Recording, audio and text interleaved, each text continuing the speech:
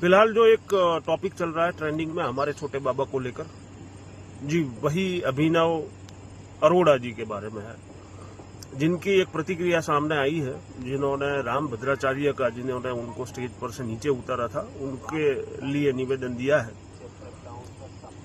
एक बात तो माननी पड़ेगी कि ये इतना छोटा बच्चा, 8 से 10 साल का बच्चा, इतनी सारी बातें कैसे बना लेता है। कोई पॉलिटिशियन भी इतनी सफाई से नहीं कह पाता है। बहुत बढ़िया तरीके से उन्होंने जवाब दिए हैं। उनमें टैलेंट तो है, ये बात तो माननी पड़ेगी। ईश्वर ने उन्हें भर भर के अच्छी चीजें दी है। अगर वो सही उपयोग करे, सही लाइन में जाए, तो आगे उनका तो जो भविष्य है वो ब्राइट है। उनके माता पिता को मेरा निवेदन है कि कृपया उसे कोई अच्छा शिक्षण दीजिए, ताकि वो आगे जाकर जो काम आपने नहीं कर पाए हैं, आपके जीवन के अधूरे सपने हैं, वो पूरे कर पाए। क्योंकि धर्म के नाम पर ये सब चीजें करना, यानी ये कहां तक सही है। अच्छी बात है, आप सोशल मीडिया पर एक्टिव है, आप फॉलोअर बनाइए, कोई कुछ भी करिए, पर एटलीस्ट लोगों को बेवकूफ मत बनाइए। मुझे उनके प्रति बिल्कुल सिंपैथी है, वो एक अच्छे इंसान होंगे। पहले ये वीडियो देखिए कैसे वो जवाब दे रहे हैं, बाद में हम चर्चा करेंगे आगे। वीडियो आज से 1-1.5 साल पुराना 2023 वृंदावन का है। क्या आपके माता पिता ने आपको कभी नहीं डांटा? क्या आपके गुरु ने आपको कभी नहीं डांटा? अगर देश के इतने बड़े संत जगत गुरु श्री राम भद्राचार्य जी ने मुझे डांट भी दिया, तो इसको देश का सबसे बड़ा मुद्दा क्यों बनाया जा रहा है? ये तो किसी ने नहीं डाला कि जगत गुरु राम भद्राचार्य जी ने उसके बाद मुझे अपने रूम में भी बुलाया था और अपना आशीर्वाद भी दिया था। लेकिन आपने बोला कि राम भद्राचार्य जी ने मुझे डांटा। अरे आपके गुरु ने भी तो आपको 8 साल की उम्र में कभी डांटा होगा, 9 साल की उम्र में कभी डांटा होगा। क्या आपसे 8 साल की उम्र में, 9 साल की उम्र में कभी गलती नहीं हुई क्या? लोग कह रहे हैं आप स्कूल नहीं गए। अरे मैं स्कूल जाता हूँ, और आज ऐसी स्थिति आ गई है कि मुझे इतनी ज़्यादा ट्रोलिंग कर रही है कि मैं इन लोगों की वजह से स्कूल नहीं जा पा रहा हूँ। मेरी वजह से मेरी बहन भी स्कूल नहीं जा पा रही है। आपको सोशल मीडिया पर बहुत कुछ कहा जा रहा है, कई गंदी गंदी बातें भी आ रही हैं उसमें लिखी हुई। इसके अलावा कुछ हमने सुना है फ़ोन कॉल्स आ रहे हैं आपके घर पर, परिवार वालों के पास, उसमें भी कुछ कहा जा रहा है। ट्रोलर्स इस तरह से लगातार कर रहे हैं, तो इस सब पर आपका क्या? मेरे घर वालों के पास रोज़ 500 से 1000 कॉल्स आ रही है। और उस देखिए, जैसे दिवाली आ रही है, सब दिवाली की तैयारी कर रही हैं, दिवाली की शॉपिंग कर रही हैं, और मेरे घर वालों के पास कॉल्स आ रही हैं कि आप घर से बाहर नहीं निकल सकते, आपको जान से मार दिया जाएगा। तो ये मेरे पिताजी के पास, मेरे घर वालों के पास कॉल आ रही है। अब मेरी मैया को तो कॉल्स उठाने से भी डर लग रहा है।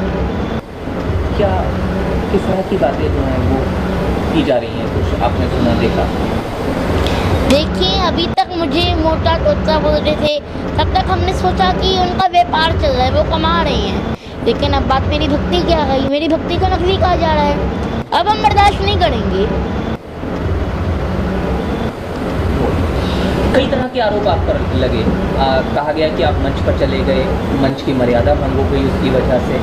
साथ साथ राम भद्राचार्य जी के लिए आप क्या सोचते हैं, क्या आपका कहना है? दोनों चीज़ें मैं आपसे जानना चाहूँगा। जगत गुरु श्री राम भद्राचार्य जी के दर्शन करके मैं भक्ति में लीन हो गया था, तो मुझे लगता है कि मेरे से मंच की गरिमा भंग हुई, तो ये मेरी गलती थी। उसके बाद मैंने मंच में कभी ऐसा नहीं किया। क्या सोचते हैं आप राम भद्राचार्य जी के लिए, क्या आपके विचार हैं? देखिए, राम भद्राचार्य जी की डांट में भी एक प्रेम छिपा हुआ होता है। उन्होंने मुझे डांटा, इसको भी मैंने आशीर्वाद स्वरूप ही समझा। और मेरे ऊपर ये जो आरोप लगाए जा रहे हैं, ये बहुत ही दुर्भाग्य की बात है। और कई चैनल मुझे, कई लोग मुझे धर्म गुरु और संत कह करके भी पुकार रहे हैं। कृपया ऐसा ना करें। अभी तो मैं मेरे कान्हा जी का, मेरी राधा रानी का, मेरे राम जी का एक भक्त हूँ। मैं तो धर्म को सीखने के प्रयास में हूँ। तीर्थों के दर्शन करता हूँ, ज्ञानी संतों से मिलता हूँ, उनसे समझता हूँ, उनसे सीखता हूँ। मैं तो सनातन धर्म का प्रचार करना चाहता हूँ। क्या हुआ था वो मंच वाली बात एक बार जरूर बता दीजिए आप, क्योंकि उसी को लेकर मुख्य बात जो है आप पर आरोप लगे, वो एक बार अगर आप बता पाएँ पूरा क्या कुछ हुआ था। आप मंच पे चले गए थे, क्या हुआ?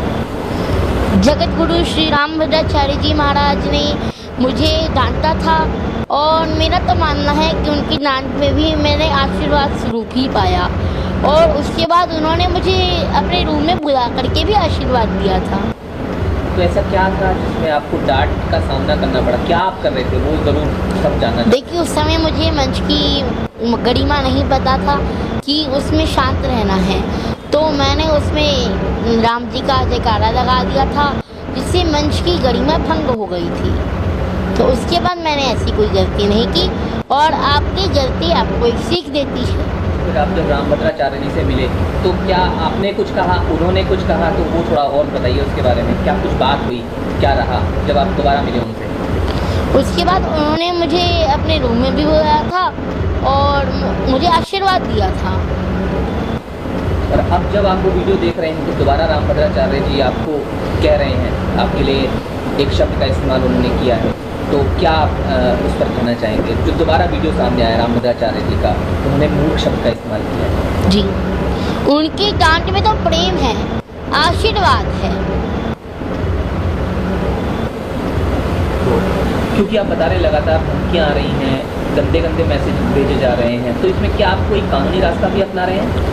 हमने मथुरा पुलिस में शिकायत कर दी है, हम कोर्ट जा रही हैं, और हमें पूरा विश्वास है कि पुलिस अपना काम अच्छे से करेगी। और ये कार्यवाही हमने ट्रोलर्स के यूट्यूबर्स के खिलाफ की है, जो कि यूट्यूबर्स हैं, हमें ट्रोल कर रही हैं, मुझे जान से मारने की धमकी दे रही हैं। जगत गुरु श्री परम पूज्य श्री रामभद्राचार्य जी तो हमारे लिए भगवान के समान हैं, वो तो संत शिरोमणि हैं। तो आप ही क्या उम्मीद कर रहे हैं अब आप? पुलिस अपना काम अच्छे से करेगी, हम कोर्ट जा रहे हैं। सामने आपसे रिलेटेड फिर अब दूसरा वीडियो भी आ गया, क्या आपका कहना है? देखिए, आज की स्थिति पर एक बड़ी वक्ता है, मुझे उनकी कुछ लाइन्स याद आ रही है, कुछ पंक्तियाँ याद आ रही है। सच्चाई छुपाई गई, अफवाह उड़ाई गई, बात कुछ और थी, बताई कुछ और गई।